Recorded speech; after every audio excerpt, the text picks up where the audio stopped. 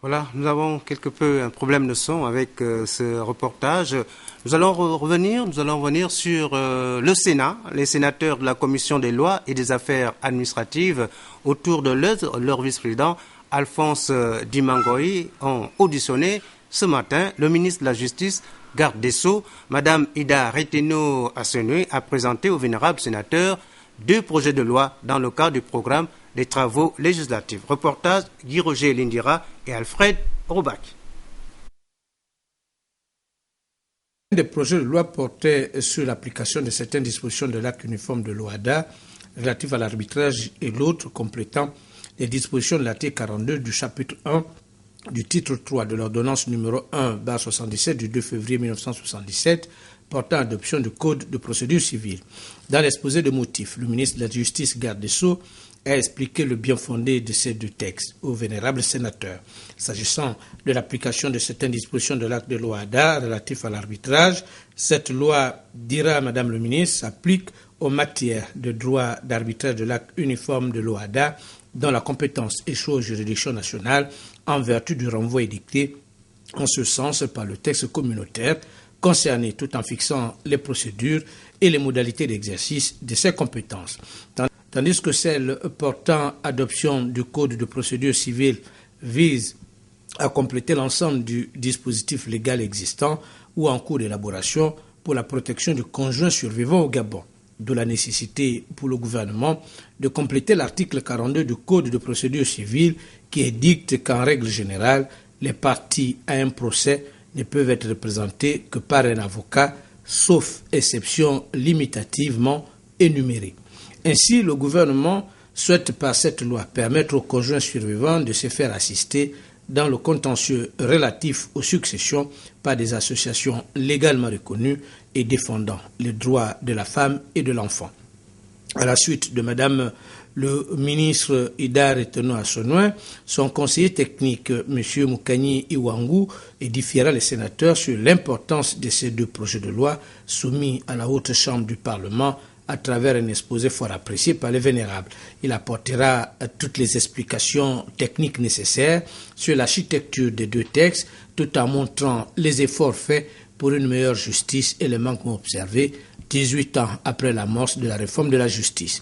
Un débat a suivi, lequel a donné la latitude aux vénérables sénateurs de revenir sur plusieurs points concernant certaines dispositions des 2 textes, entre autres la procédure, le coût élevé des avocats, la formation et la spécialisation, sur le volume d'affaires par rapport aux autres pays de l'OHADA dans le domaine du droit comparé. Madame le ministre Ida Reteno-Assenue répondra à toutes ces interrogations tout en donnant des éclairages et précisions sur les préoccupations des vénérables. À noter aussi la tenue hier de la réunion du bureau du Sénat, présidée par Madame Rose Francine Rogombe, président de l'institution. Cette réunion avait, entre autres pour objet, la suite de l'examen de la demande de levée de l'immunité parlementaire du sénateur Eyege Gabriel, après transmission du dossier par la commission ad hoc et le programme des travaux législatifs. À l'Assemblée nationale, poursuite et fin au Palais Léomba des auditions des membres du gouvernement. Hier matin, c'est le ministre de l'Économie, de l'Emploi et du Développement durable qui était devant les honorables députés de la Commission des finances, du budget et de la comptabilité publique. Le ministre Luc Oyobi était défendre le projet de budget exercice 2013 de son département ministériel. Reportage Henri Nestor Ndiawe et Amédée Avungo. Le ministère de l'Économie, de l'Emploi et du Développement durable entend s'inscrire dans la poursuite des actions engagées, telles l'amélioration de la gestion des finances publiques, le renforcement de la régulation et de la stratégie économique, et enfin la promotion des actions de développement durable. Le financement des dites actions nécessite, selon le ministre Luc Oyobi, outre les crédits de fonctionnement des entités chargées de leur mise en œuvre, mais aussi des crédits d'investissement. Ce projet de loi de finances soumis à votre examen prévoit pour notre ministère l'ensemble des crédits à l'autre de l'exercice 2013, soit un montant de 604 milliards 166 196 735 euros. Si la structure du budget de fonctionnement de l'année 2013 répond aux exigences du cadre de dépenses à moyen terme, qui est un outil de planification budgétaire en cours d'élaboration dans notre pays, Le budget d'investissement qui connaît une augmentation de 34% prend en compte les projets en cours, mais surtout les nouveaux projets. Les nouveaux projets représentent environ 55% du budget d'investissement et viennent en soutien au projet de développement du chef d'État. Ceci concerne notamment les prises de participation, le recensement général de la population et du logement et le développement des infrastructures locales. En termes de construction, le ministre Kouloubi a souligné que le département de l'économie est confronté à plusieurs difficultés dans l'exécution de ses missions, du fait, entre autres, de la baisse du présence des bureaux. Cet effet, les projets d'achat, de réhabilitation et de construction du bâtiment qui s'élèvent à un montant de 6 milliards présentent un caractère prioritaire. De même, une dotation d'1,3 milliard est prévue pour le développement des infrastructures locales. Précisons, et pour être complet sur la question, qu'en vue d'améliorer la gouvernance économique et de renforcer la coopération économique et financière avec la BAD et la BDAC, le Gabon participe à l'augmentation de capital de ces entités pour une enveloppe de plus de 4 milliards de nos francs. De cette série d'auditions au gouvernement, les députés ont donné leur avis sur le déroulement des travaux. Reportage Henri Nester Ndjavé et Amédée Mavungo. Fini les auditions des membres du gouvernement sur l'examen du projet de loi des finances exercice 2013. Place désormais aux différentes commissions ad hoc chargées de l'examen en profondeur des crédits budgétaires alloués à chaque département ministériel ainsi que les projets inscrits. D'un avis général des honorables députés, les travaux se sont bien déroulés. Reste à voir l'effectivité et la prise en compte des préoccupations des populations à travers des projets intégrés. La principale préoccupation, c'est quoi? C'est la route, c'est la santé, c'est l'école, et bien d'autres, l'emploi. Donc, quand on regarde un peu la présentation de chacun de ces budgets, moi, à mon humble avis, je pense que beaucoup de choses peuvent être améliorées, puisque nous avons une ambition de pouvoir développer notre pays. Mais au regard de ces budgets, on a peut-être demandé pour certains départements d'essayer de relever parce qu'il y a certains secteurs qui sont un peu plus sensibles. Donc c'est après le travail de la commission ad hoc que nous allons voir exactement si le montant des recettes et des dépenses prévues pour le budget 2013 pourrait cadrer avec les ambitions de développement de notre pays. C'est un défi que nous voulons relever aux côtés du président de la République, chef de l'État, qui veut faire du Gabon un pays émergent. Naturellement, nous allons suivre l'évolution de ce budget dans le cadre des projets, de tous les projets du plan stratégique Gabon émergent qui vont être financés par ce budget. Une fois ces budgets mis en place, les projets qui sont choisis, qui sont des projets prioritaires contenus dans le plan national des infrastructures, ont un bénéfice direct et indirect auprès de nos populations qui nous ont élus. Les gens attendent des changements dans leur environnement, des changements dans la qualité de leur vie. Mais pour nous, la prise en compte ne pourra être effective que quand nous verrons ce qui pourra se faire sur le terrain. C'est à ce moment-là que nous pourrons dire qu'effectivement, les préoccupations de nos populations ont été prises en compte. Là, c'est encore un projet, c'est théorique. Nous attendons de voir ce qui va être effectivement réalisé en matière de route, en matière de construction, de dispensaires, d'écoles et tout ce qui est prévu. Mais si tout cela se réalise, ce sera une bonne chose. Voilà qui est un peu plus clair et qui pourrait véritablement mettre en application le plan stratégique Gabon émergent que se fonde le chef de l'État pour diversifier les développements et assurer son indispensable mutation vers une économie à forte valeur ajoutée et in fine vers un pays émergent à l'horizon 2025.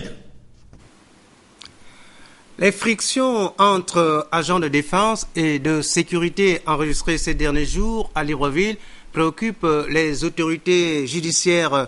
Cette situation a conduit le procureur de la République chez les responsables des états-majors des forces de police nationale et de gendarmerie. Les précisions avec Jean-Raoul Badinga et Victor Mundunga.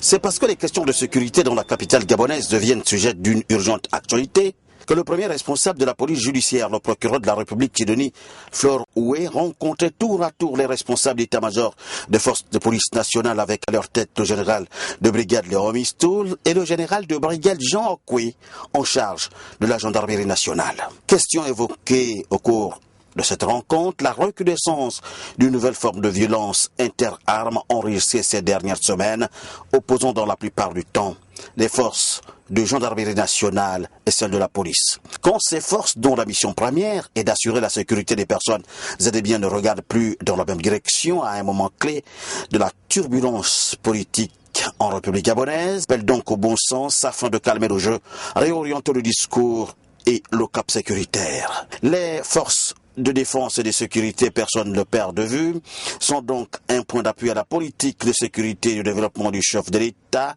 Ali Bongo Ondimba, d'où ces rencontres qui résonnent dans le fond comme un appel à l'ordre. Nous avons évoqué ces questions de violence et ensemble nous avons essayé de mettre en place un canevas pour pouvoir non seulement canaliser, mais permettre à ce que chaque personne de façon individuelle réponde des actes qu'il pose, même lorsqu'il porte l'uniforme de la police ou de la gendarmerie. D'autant que la responsabilité pénale est individuelle.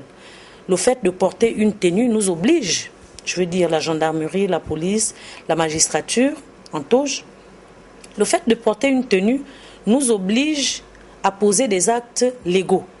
Si on déroge à ces exigences, on s'expose aux affres de la justice et c'est ce que les auteurs donc, des violences décriées vont devoir être donc soumis. Léon Mistoul, Jean Akwe et les agents de force de l'ordre sont à présent placés face à leurs responsabilités dans la manière de conduire leur commandement, mais également le respect de la loi, afin de démontrer que le concept d'une armée en or est porté par des hommes de commandement qui n'attendent pas la vidéo de sa substance. Justement, à propos de la police nationale, le nouveau préfet de la ville de Libreville a été installé ce matin. Cette cérémonie d'installation était précédée d'une réunion entre les deux commandants en chef des forces de défense et de sécurité. Les détails avec Chérel Annabelle Bunguta et Victor Mundunga. Il n'y a pas péril en la demeure au sein des forces de défense et de sécurité. Elles ont toutes les mêmes missions. C'est ce qu'il faut comprendre par cet entretien entre les deux patrons de la police et de la gendarmerie nationale, le général Léon Mistoul et le général Jean Ekwa. Parce que la population gabonaise compte sur la synergie de toutes les forces pour lui assurer paix et sécurité, c'est donc une relation de partage qui existe entre les deux entités. Le livre d'or de la CAN pour laquelle nous avons travaillé ensemble et vous offrir une médaille souvenir des forces de police nationale que vous pouvez mettre à votre bureau en passant à nous. C'est cette réunion qui a précédé la cérémonie d'installation du nouveau préfet de police de Libreville et le général Jean Ekwa y prenait part. Le général de brigade Sharif Mohamed Manza, c'est lui, le désormais préfet de police de Libreville. Par le président de la République et en vertu des pouvoirs qui nous sont conférés, je vous installe sur notre fauteuil le préfet de police de la ville de Libreville.